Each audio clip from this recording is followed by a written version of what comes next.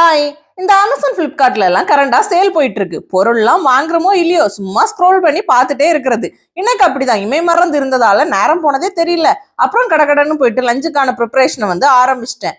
நேத்து வறுத்தரைச்ச மீன் கறி வச்சதால இன்னைக்கு நார்மல் மீன் கறி அப்புறம் வெண்டைக்காய் பச்சடி செய்யலாம் அப்படின்ட்டு தான் பிளான் பண்ணியிருந்தேன். ரீசெண்டா சோபி சிஸ்டர் ரெசிபி ஷேர் பண்ணியிருந்தாங்க. அன்புன்னு ஒரு சிஸ்டரும் கமெண்ட்ல செம்மையா இருக்கும் அப்படின்னு சொல்லியிருந்தாங்க. நான் இது வரைக்கும் சமைச்சதே இல்லையா, ஸோ இன்னைக்கு செய்யலாம் அப்படின்னு நினைச்சா கிச்சன் பக்கம் எட்டி பார்த்ததே லேட்டு. இதுல புது ரெசிபி வேற எப்படி ட்ரை பண்ணதுன்னு ஃபைனலா பொரியல்னு கமிட் ஆயிட்டேன். மீன் கறியில போடலான்ட்டு பச்சை மாங்காய் எடுத்து வெட்டுறேன், அது பழுத்து போய் கிடக்கு. அப்புறம் என்ன, மீன் சட்டிக்குள்ள போடாம என் வாய்க்குள்ள போட்டுட்டேன். முருங்கைக்காய் தக்காளி பச்சை மிளகாலாம் கீறி போட்டு கறியை வச்சுட்டு சைட்ல ஃப்ரைக்கும் போட்டுட்டேன். இன்னைக்கு கொஞ்சம் சீக்கிரமாவே சட்டம் கால் பண்ணதால கடகடன்னு பொரியலுக்கும் ரெடி பண்ணலான்னு ஒரு முட்டையை உடச்சு ஊத்தி கொஞ்சம் தேங்காய் துருவெல்லாம் சேர்த்து கிளறி எடுத்தேன்.